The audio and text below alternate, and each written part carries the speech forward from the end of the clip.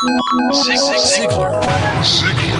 Inspiring true performance. A number of years ago, Laurie Majors, my executive assistant, got a phone call from a lady in Birmingham, Alabama. At the end of the conversation, she said, Zig, she said, I believe this woman thinks she's got an impossible problem, but I believe you can solve that problem with her in just a few minutes if you will spend that time with her.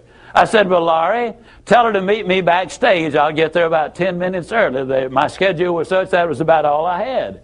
Well, I got there, and I was on backstage behind the curtain on one side. She spotted me from the other side, and as she walked across the stage, I have never seen as much anger in a human being in my life as I saw in her. She almost started crying when she saw me. She said, oh, I'm just so glad to see you. I got this horrible job. I hate it. I hate everything about it. I hate everybody down there. I mean, you talking about negative nails. She was it. She said, can you help me? Now, understand, I've only got about 10 minutes. So I looked at her, and one thing I have learned, I don't do counseling, but I talk with a lot of people who do, in psychology, psychiatry, and the ministry. And they tell me that everybody who comes to you with a problem are not necessarily looking for a solution. I couldn't understand that for a long time. Why do they bring you a problem if they don't want to solve it? Well, I can tell you why. They want to tell you about it, you about it, you about it, you about it, and you about it. And if you foul up the deal and solve the problem, they can't tell you again, you again. They want the attention that goes with the problem, and every company just about it has that kind of an individual. They want the attention that goes with griping and complaining. Well, I looked at the lady, and it wasn't unkindly, but firmly I said to her, yes, and you know, ma'am, I'm afraid your problem is about to get worse. She said, what do you mean? I said, I believe they're going to fire you. She was stunned. I couldn't have stunned her more if I'd hit her in the face with a bucket of ice water. She said, fire me? Why on earth would they fire me? The inflection in her voice clearly said, they're the bad guys, I'm the good guy. Why don't they fire them and keep me? Have you ever noticed that people who are the problem never recognize that they are? They're in complete denial. They think denial is just a river in Egypt. Why would they fire me? I said, ma'am, I don't believe there's a company in America big enough to contain this much poison in one small spot. Have you ever noticed that when somebody is about to lose something they've been complaining about, whether it's a car, a home, a mate, a job, or whatever, when all of a sudden it appears they're going to lose them, it takes on brand new value.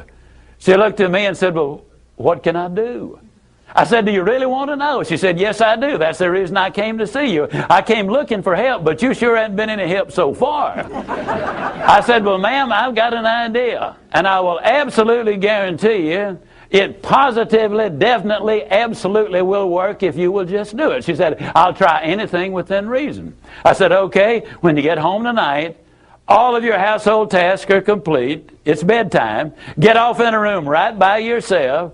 Get a sheet of paper out, and at the top of it write, I like my job because. She interrupted me. She said, that'll be easy. I don't like nothing about that job. Don't like nothing about those people down there.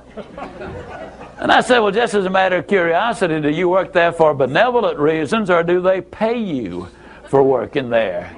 She said, well, I got to confess, they pay me. And I said, and you don't like to be paid? Oh, she said, yes, I do. I said, okay, tell you what you do. Open your notebook right now. We'll start our list of the things you like about your job. They pay you for working there, and you do like it, don't you? She said, absolutely.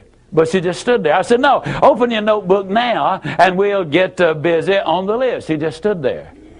I said, ma'am, let me tell you what my experience in life has been. I've discovered that in 100% of the cases, no exceptions, people who won't take step number one never take step number two. You see, she had come to me with an impossible dream. Her dream was that nice Mr. Ziglar was going to solve all of her problems, and she would live happily ever after. Well, folks, I got news for you. I can't solve her problems. I can't solve your problems. But I will give you some steps that I'll absolutely, definitely, and positively will work for you, as it worked eventually for her. I said, well, ma'am, let me tell you something. Unless you're willing to take step number one right now, it's been nice talking with you. She angrily opened her notebook. Before we got through, there were 22 things she liked about her job. Not only did they pay her for working there, they paid her above average. She had 3 weeks vacation with pay. She had a retirement program. She was in on profit sharing. She had health insurance, life insurance, and accident insurance. She lived less than 10 minutes from home. She was in on management decisions. The company sent her to 3 seminars a year to be paid for. She had her own private office and parking place. 22 things that she liked about her job. Now I said, man, when you get home tonight, everything is finished. Get off in a room right by yourself. Close the doors, change one word from I like my job to I love my job. Get in front of that mirror, and folks, I cannot say this strongly enough, but I'm going to try. The eyes are the windows of the soul. Look yourself in the eye, and with excitement and enthusiasm, say, I love my job because they pay me for working there. I love my job because they pay me above average for working there. I love my job because I have a wonderful insurance program. I love my job before every one of the statements. You will sleep better that night. You see, there's something hidden in what I'm saying to you now. When she says, I like my job, she's really saying, I'm grateful for my job.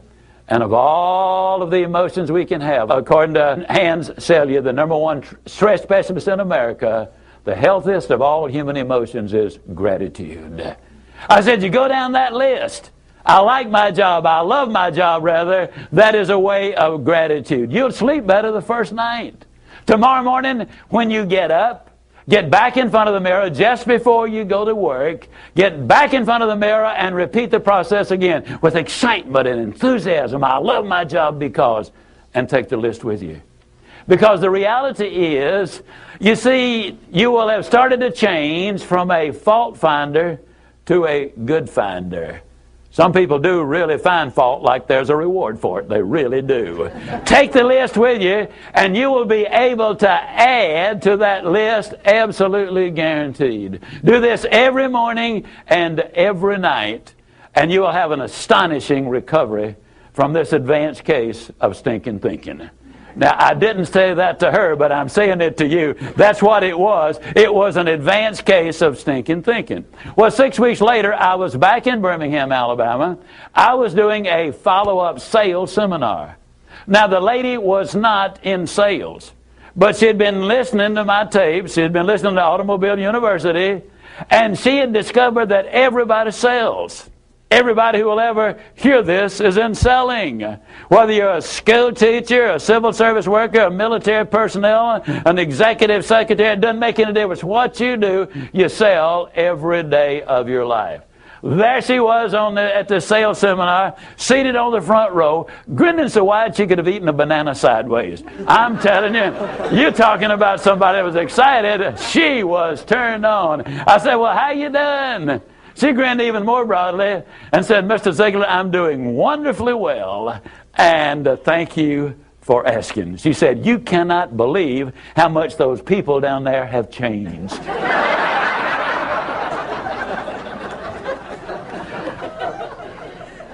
I got a lid on the line, folks. You're not going to change anybody else till you change you. Everything really does begin with you. Now, you see, the unfortunate thing, this lady had been raised in a very negative environment. First, her parents had told her that she'd never amount to anything. They had said, you know, you're always late, you're always sloppy, why can't you be like your brother or your sister or whatever? When she got married, her husband had continued it, and so her self-talk had become completely negative. Everything that she said about herself was negative. Like Dad said, I'll never amount to anything. Or like my husband says, I can't do anything right. But when she started changing the input, then some radical changes